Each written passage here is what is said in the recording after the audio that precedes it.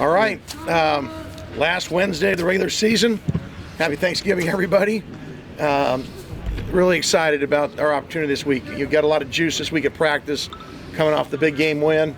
I think in a lot of ways it validated a lot of our thinking that we're closing the distance on everyone in this league, and to go beat someone on their own field and have to do it the way we did, it gives you a lot of confidence going into this last one. Playing a very talented UCLA team, a team that has really played well the second half of the season, particularly offensively. I think Dorian Thompson-Robinson is a very explosive, dynamic player that really stresses you on third down. He's a guy that can make all the throws, and when things break down, he's really hurt opposing defenses running the ball for big-time chunk plays. You got a 1,000-yard rusher in Kelly. I think one of the better offensive lines in this league. I think they're really well coached, very physical. The tight ends that they have, the multiple tight end packages that they have, give you issues in the run game. And third down, and really every down, Kyle Phillips is a guy that they feature and makes tons of plays.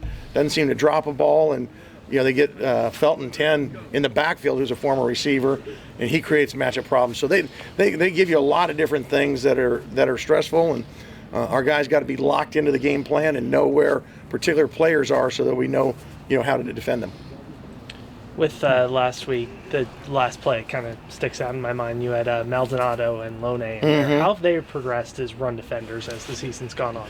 Well, they're not in run defense a whole lot. So for them to make the play that they did, is telling that they're making big strides there.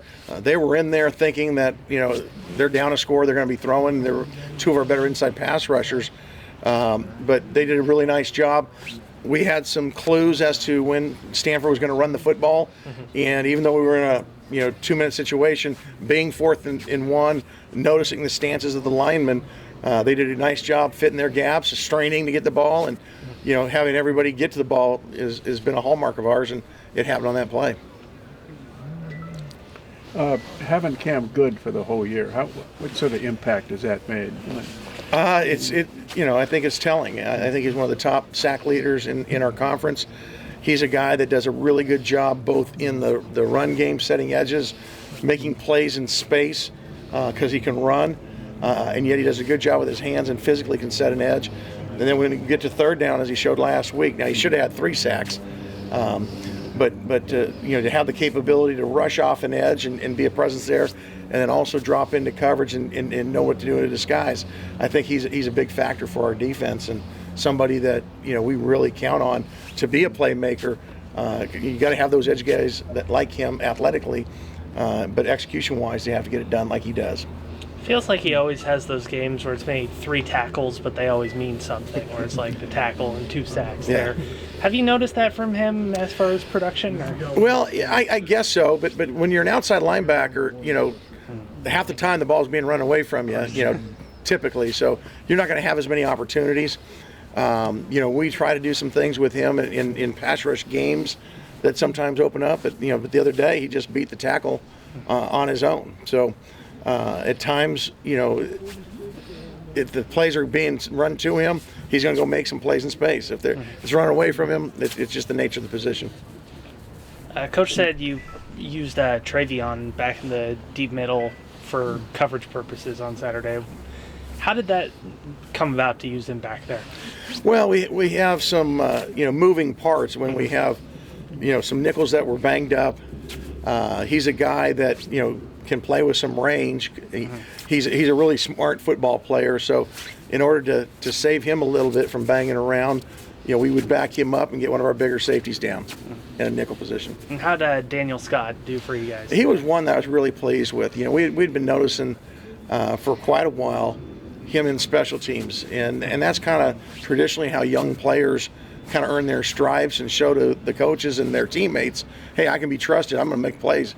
And for him to get put into a situation, the big game, he's got to jump in there probably a little bit unexpectedly, but to step in and make a big-time interception shows you how much he worked at the game plan, understood their formations, where he needed to fit. and he's a guy that can make football plays. So I was really happy about his performance and really happy just for his confidence. I think he's going to grow from here. Is there anybody else on special teams who's kind of grown like Daniel has? He's probably the biggest example. You know, a young guy, Matt Horowitz, is a guy who comes out every day to practice, and he gets noticed because of special teams.